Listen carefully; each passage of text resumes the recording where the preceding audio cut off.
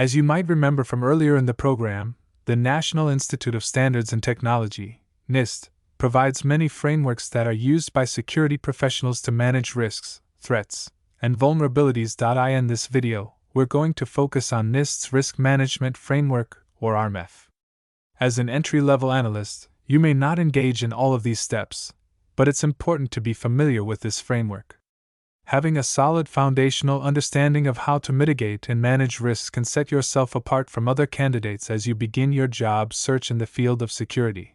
There are 7 steps in the RMF: prepare, categorize, select, implement, assess, authorize, and monitor. Let's start with step 1, prepare. Prepare refers to activities that are necessary to manage security and privacy risks before a breach occurs. As an entry-level analyst, you'll likely use this step to monitor for risks and identify controls that can be used to reduce those risks.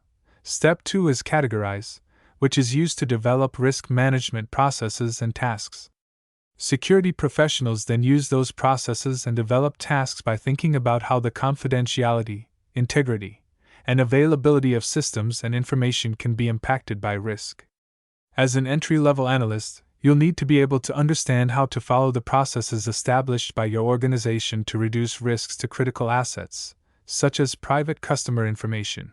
Step 3 is select. Select means to choose, customize, and capture documentation of the controls that protect an organization. An example of the select step would be keeping a playbook up to date, or helping to manage other documentation that allows you and your team to address issues more efficiently. Step 4 is to implement security and privacy plans for the organization. Having good plans in place is essential for minimizing the impact of ongoing security risks. For example, if you notice a pattern of employees constantly needing password resets, implementing a change to password requirements may help solve this issue. Step 5 is assess. Assess means to determine if established controls are implemented correctly. An organization always wants to operate as efficiently as possible. So it's essential to take the time to analyze whether the implemented protocols, procedures, and controls that are in place are meeting organizational needs.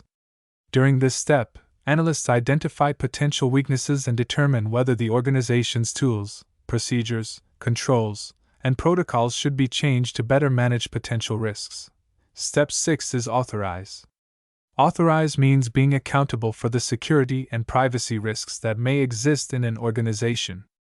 As an analyst, the authorization step could involve generating reports, developing plans of action, and establishing project milestones that are aligned to your organization's security goals. Step 7 is monitor. Monitor means to be aware of how systems are operating. Assessing and maintaining technical operations are tasks that analysts complete daily. Part of maintaining a low level of risk for an organization is knowing how the current systems support the organization's security goals. If the systems in place don't meet those goals, changes may be needed. Although it may not be your job to establish these procedures, you will need to make sure they're working as intended so that risks to the organization itself, and the people it serves, are minimized.